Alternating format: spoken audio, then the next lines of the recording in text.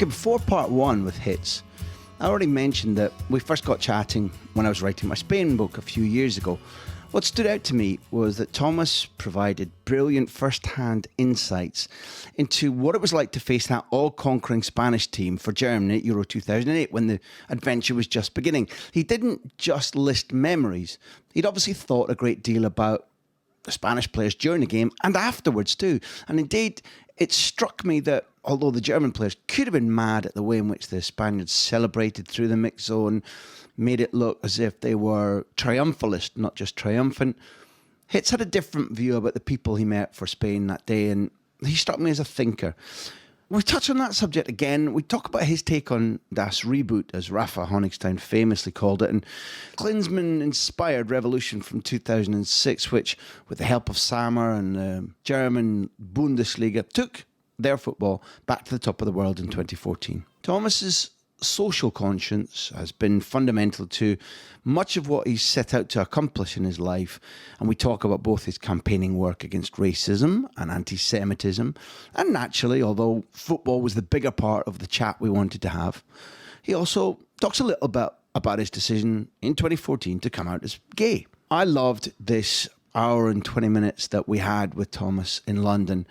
I hope this, part two, brings you enjoyment and satisfaction and tells you a story about a very, very impressive, interesting football man.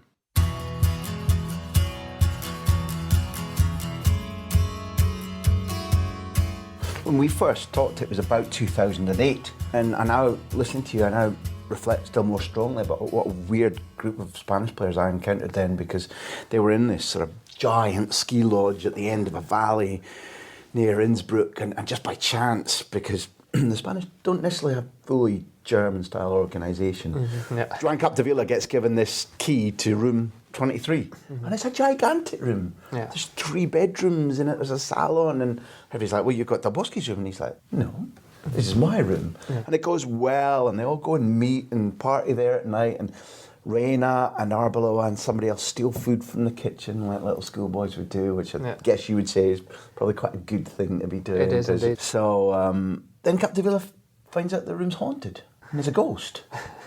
Or at least he thinks there is, because something's creaking in the night, and he calls Santi Cazorla and says, will you come and move into the room with me? And he does, but every night everybody gets there together and does their little sweepstakes, and they did the exact opposite of what you've described there, and they knew exactly what to do with their time. Mm-hmm. They stuck up for each other, they teased each other, they played music. Okay, they did play snooker or ping pong or these various different card games, but you would say that type of spirit and that fun, natural fun in each other's company is a little bit rare? Yeah, it is, and you get to realise it when things are not going well. And I just described what it's like with the national team, the German national team, and they've played ever so well for the last 10, 15 years, I would say. But I've also been part of teams where it didn't go well, and it kind of all falls apart, you know. Players don't talk to each other. Managers, of course, they take players out, put players in. You don't know who you can trust. It's really, really difficult. I don't know how it starts, and that's obviously the big question for a manager. You know, how do you stop it when it actually happens, or how do you prevent it in the first place? So I can talk about a title-winning team with Stuttgart, that we were friends, but it's always a chicken-egg question. What was there first, the good atmosphere or the good performances? Because it's easy when you win 5 games in a row, you think, oh, I love this, you know. Training is much easier. The guys are fun. You know, this guy actually, he's not as bad as I thought he was. But when he's not playing well, I think I don't like him. And that's what you have to create. You know, that's the big question for the manager and the club or the national team, the people that look after the players. Okay, how do we get the best out of the players? Back in the days, 20, 30 years ago, you had to punish players. You'd say, okay, if you don't win, you're not going to get a bonus, or you get extra training. Nowadays, I think the younger generation, of course, you have to explain to them why do you do certain things. They need to understand why they go to training and do certain exercises. What does it mean to win trophies for you personally? Like, what does football mean to you? Okay, if you're successful, how does that change you? If you're not successful, how do you deal with that lack of winning? I mean, of course, you all know you have psychologists now, sports psychologists as part of the group, the teams in various leagues, of course. And I think it's important. Players need to talk. Sometimes they don't trust the manager, so you need somebody else who's kind of outside of it a little bit, and find people that you trust, and that's part of the game nowadays. You've always been driven not only ambition and a knowledge of your talent, but a certainty about where you wanted to get to. So is it fair to deduce from what you've told me that you're one of these players who hasn't throughout his career needed that kind of psychological help or a conviction, or were there moments? Well, the thing is, I said I want to become a professional football player, and suddenly I'm there. I'm playing in the Premier League, so I've achieved my goal. What's next? How far do you want to go? And of course you'd say, I want to play for the national team. I've managed that. But then what's next? And then you have dips in form, and you think, how do I deal with that? I still think I'm the same player. I play as well as before, but the manager just drops me as a bench. And of course, you start looking for people who can give you a really good assessment of your performance and how they see you, because, often players think, I'm the best player in the team. Why am I not playing? And agents tell their players they are brilliant. You've said something rare there, because players who aren't in the team, they don't go asking people about where they're going wrong. They go, he's an idiot. That you have said something rare there. Yeah, well, I have questioned myself, and I'm not the only one, of course not. But the majority of the players, of course, they look for confirmation by through the managers, their agents, and they tell them, "Oh, do you want to talk to the manager? Should I?" And that's how it all starts. But I think you've got to be true to yourself and say, how can I improve? Why? And then do you ask the manager, or you just say, okay, I don't talk to him and I just show him in training? Mm-hmm. It doesn't always work like that. And then you need somebody. Is it your agent? Is it your partner that you talk to? Is it a psychologist? Is it somebody else from the family, your father, your mother? Whoever it is, you have to find that person or that group of people who are honest to you if you're not honest to yourself, and tell you the truth, tell you how to move on from that, being on the bench or not even in the squad, what to do next. That's where you need to find people that you can trust. It's funny you described the German setup in that way, because when we talked about Euro 2008, I know that there were, although it was a barnstorming way, you very nearly won the European Championship. And although you've won important things, that was about to be an extraordinary experience. And that wasn't the most united German squad there. There was a lot of disharmony. But you won the quarter-final in barnstorming style 3-2, which speaks about a unified group working brilliantly together. You do, and history's beautiful, because the guy in that year behind you in the Bayern Munich training ground, you give the pass to him, Lamb scores, you're through in the final, you've beaten Turkey in an extraordinary game. What was going wrong at that time? It's interesting you mentioned that, because I think that was about the only time when I was part of the team that wasn't really a team and still, or when I say performed, got the right results. Yeah. And you think, okay, we were disjointed. As you said, you could tell we didn't start well into the tournament. We lost to Croatia, I think. Beat Poland in the opening game, lost to Croatia in the second game, and I think we just beat Austria 1-0. You just had the sense, we're in the next round, but we haven't really played that well. How did it happen? And then, as you said, we played well against Portugal and Turkey. Suddenly we're in the final, thinking, well, we didn't play that well, but we were in the final. And I believed we're Germany. We're just really good at tournaments, but we just couldn't fool the Spanish. They were too good. That was the problem. They were just way too good, and they just didn't believe in that. The Germans, when they go to a tournament, they always win, which was a shame. I would have liked to win the Euros. But they were just too good. And then, obviously, after the game, it was so obvious to see this team is not a team. They haven't worked together. There's a group of a lot of good individuals, but those extra 5 or 10% they can get out of a group if they really work together. We didn't have that, and that's one reason why we lost. Well, the second, of course, because of the Spanish. They were the best. They simply were.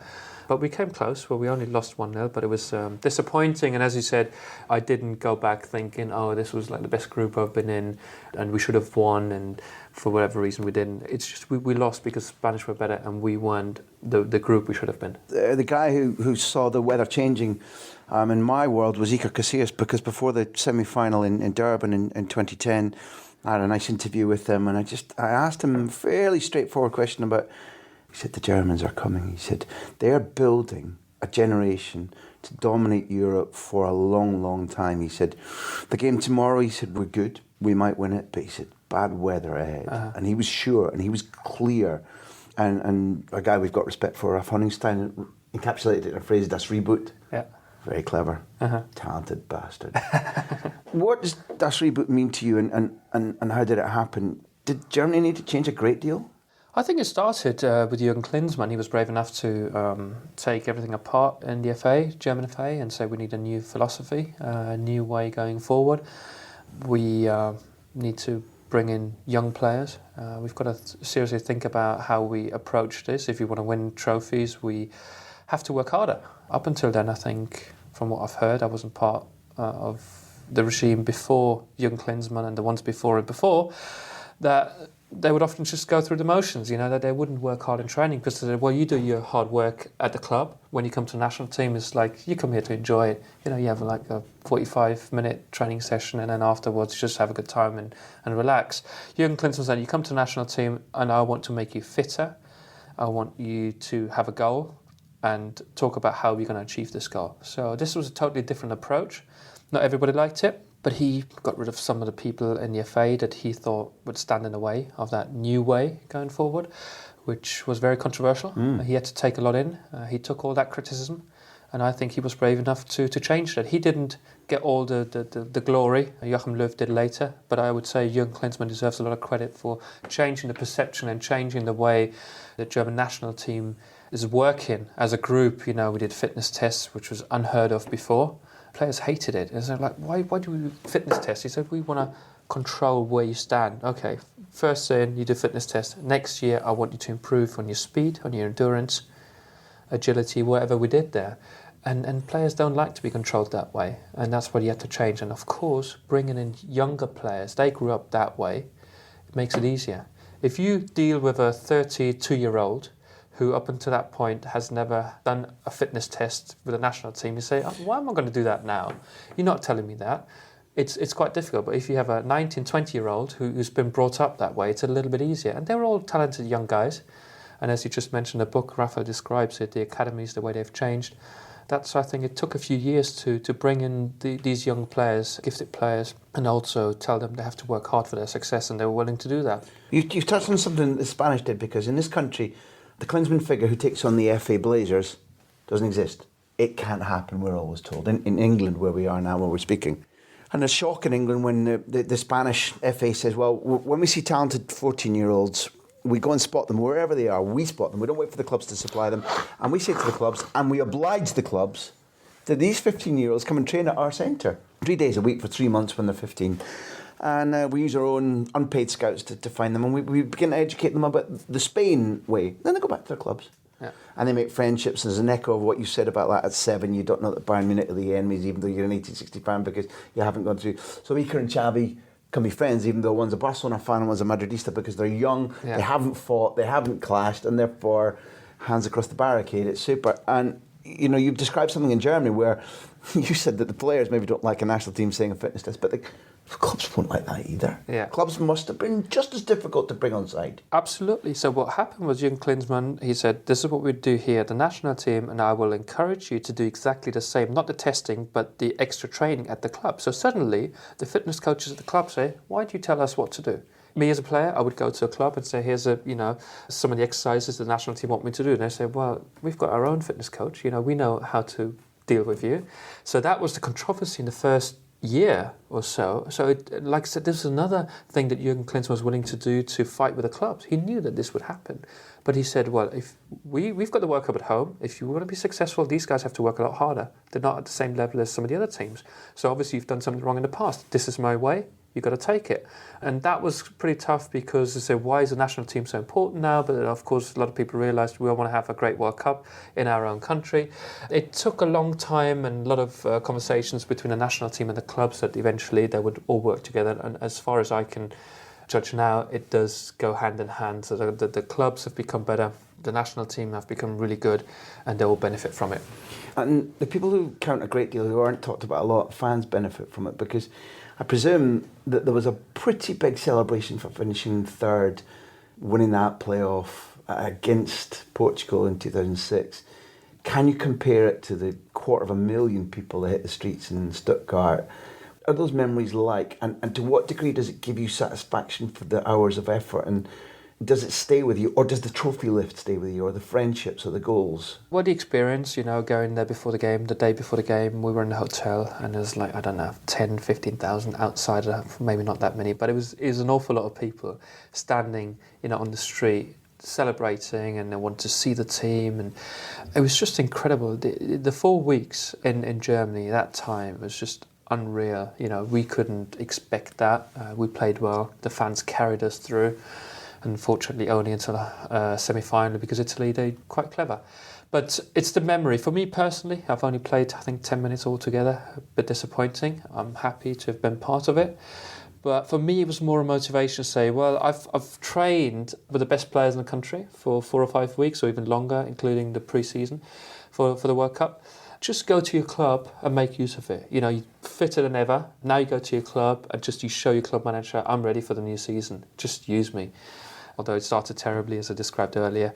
I was still fit, and then eventually paid off. That following season, we won the title with Stuttgart, and I think a reason was because I was fit. There might be a correlation between the two experiences. I believe so, yeah, because also the mentality to say the basis is there, the fitness.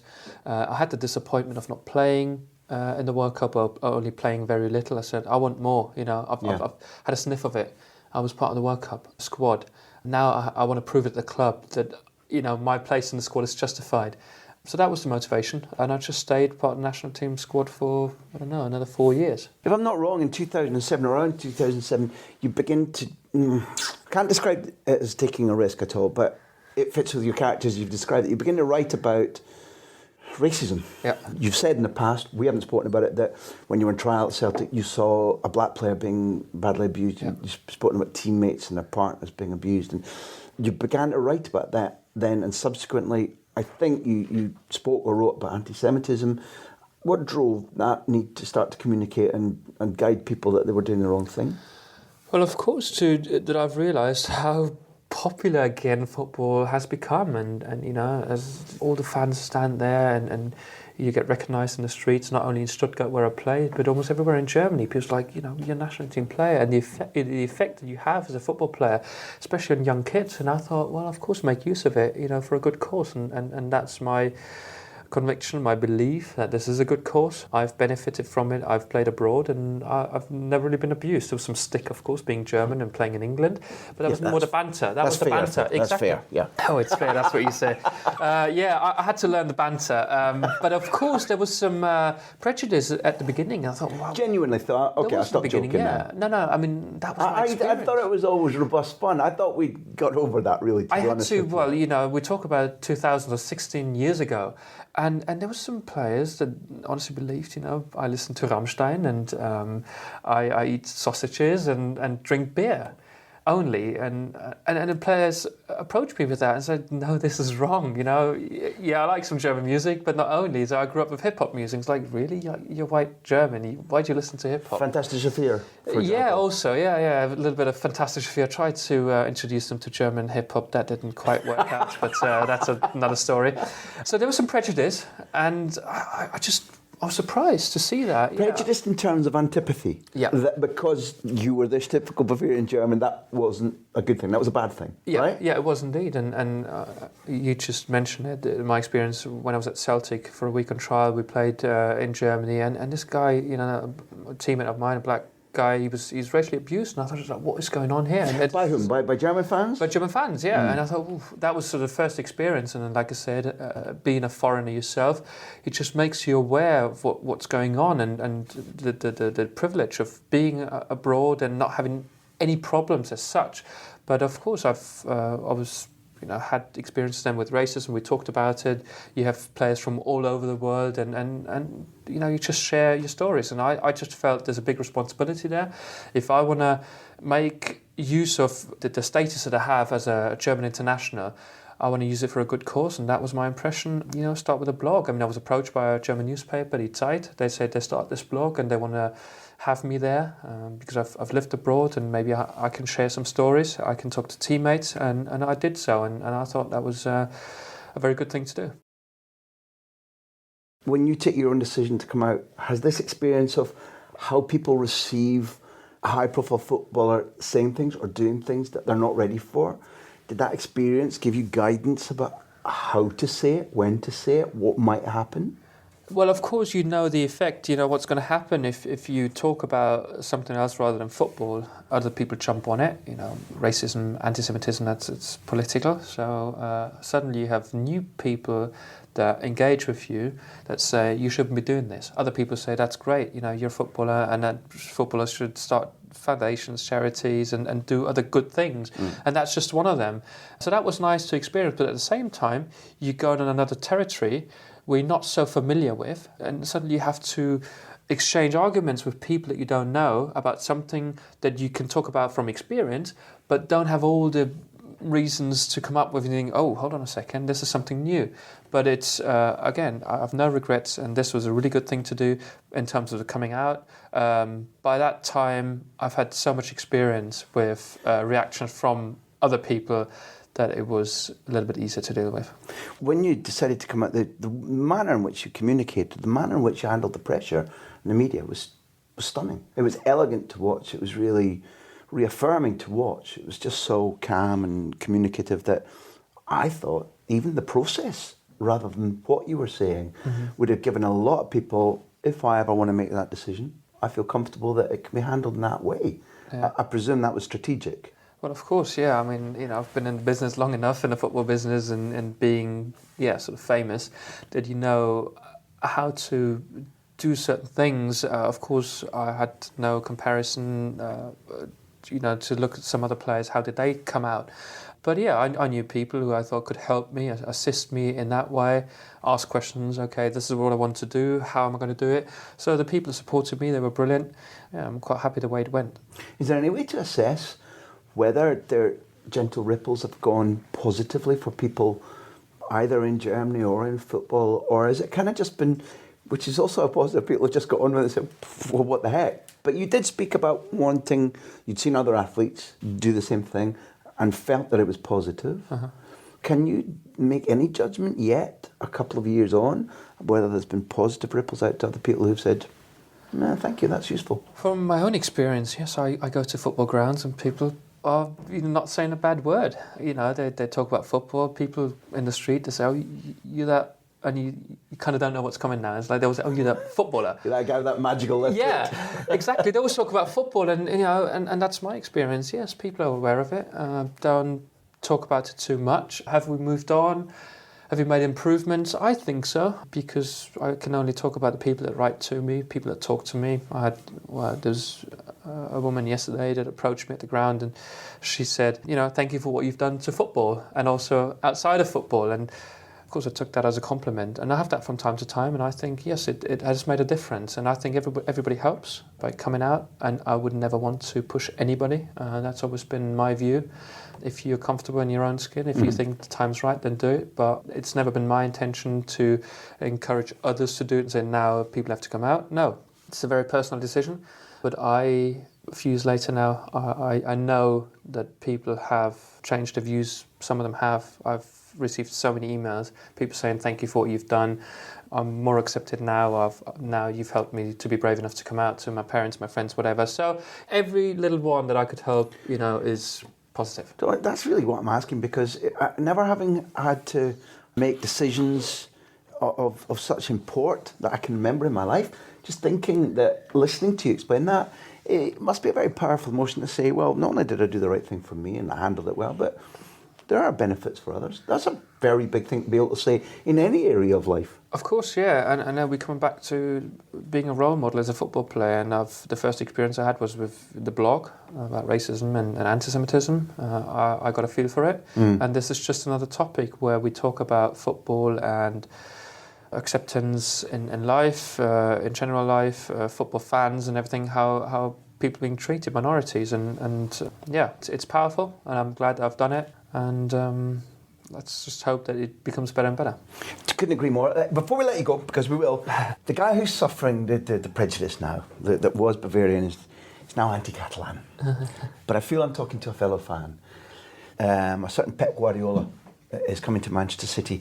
I remember you telling me at one stage you were going down to see Xabi Alonso to work out bits about him and his experience in Munich at what wasn't your club that you supported, but it's where you began.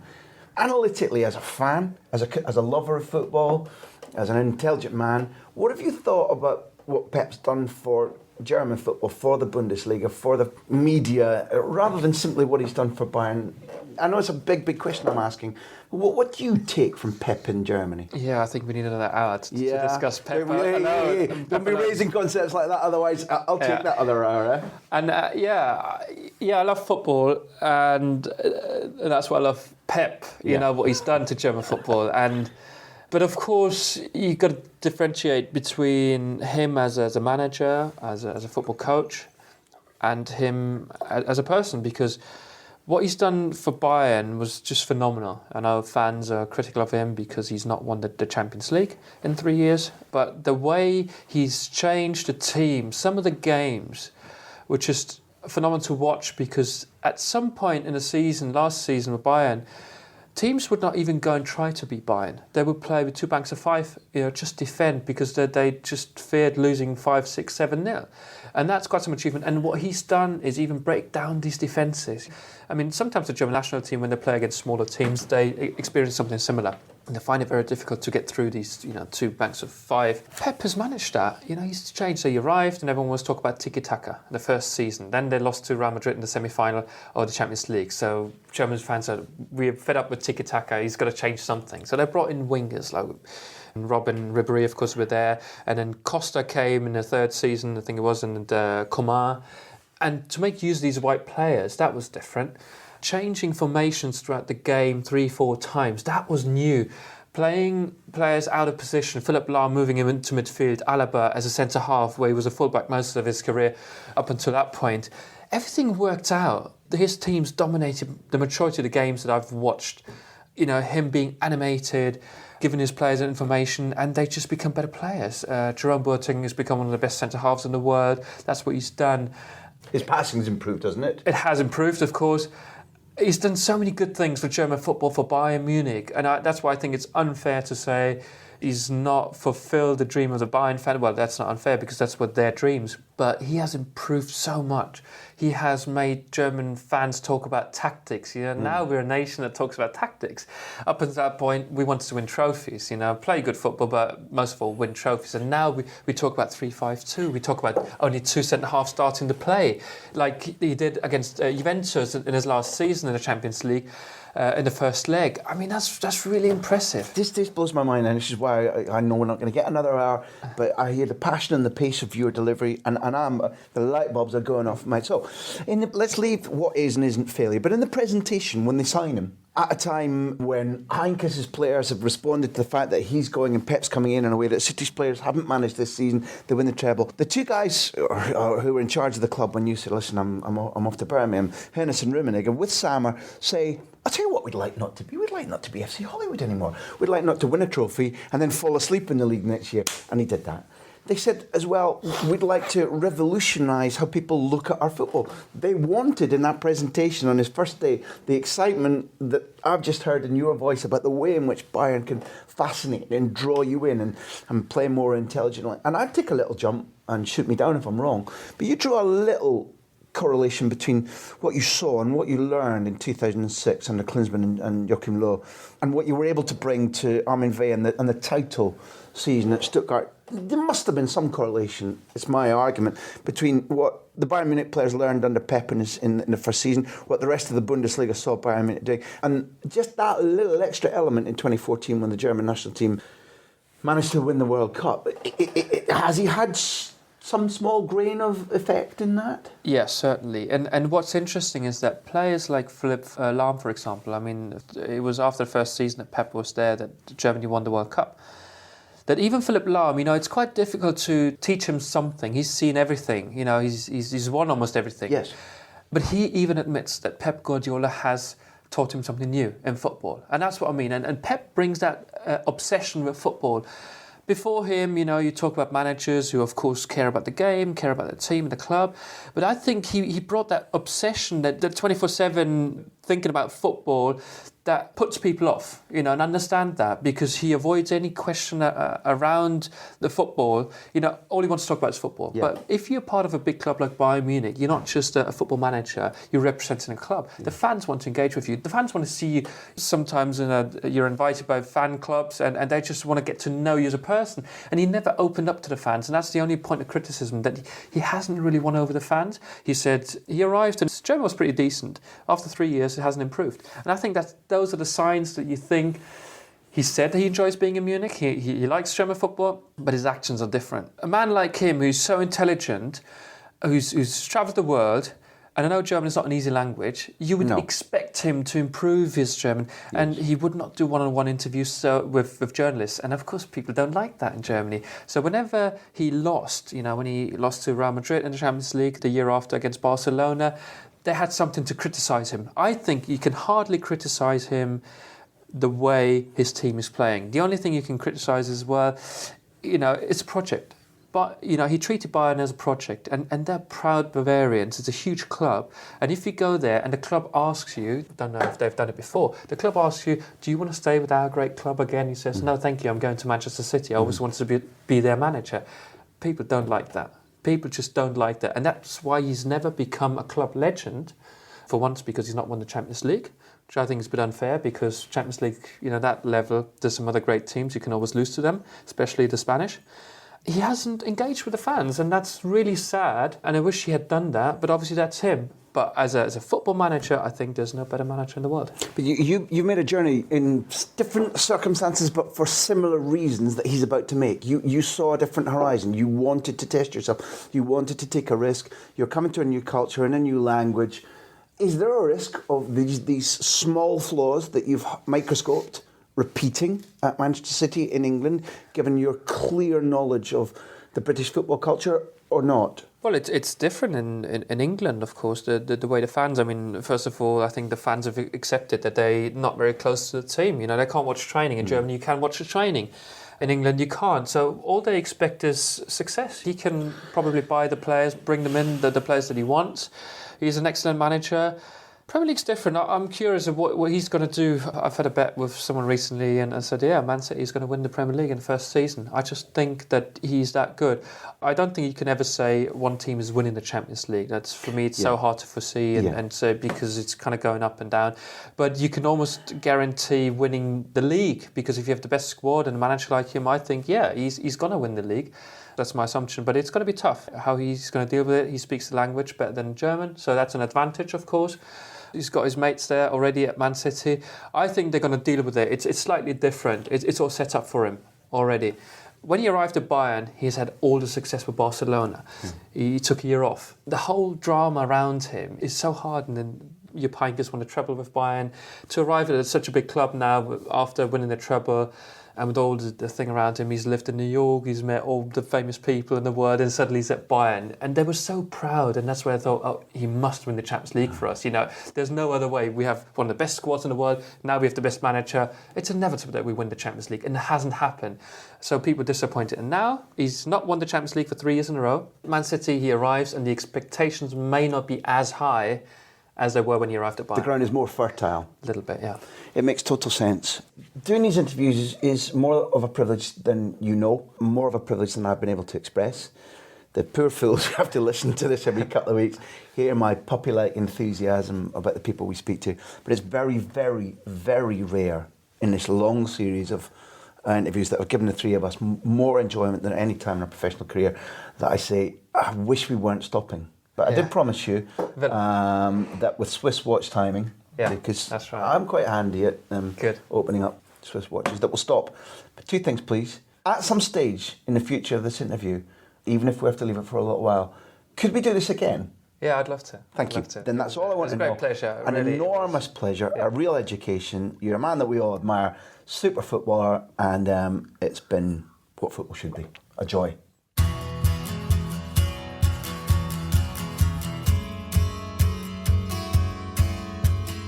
Backpage and I produce The Big Interview. A labour of love, but even a labour of love needs music to play on with. Beer Jacket, thank you. Keep up to date. Listen, please keep up to date with everything we're doing at grahamhunter.tv. There's a little box for your email address, and if you sign up for that, you'll get our newsletter to tell you everything that we're up to. We'll also let you put questions for our guests, but more importantly than that, whichever podcast app you use, if you're on our list, we send you The Big Interview every time it comes out. We're on Facebook, look for The Big Interview. We're at GH Podcast on Twitter and on Instagram. Keep in touch. You're the reason for us being here. Thank you.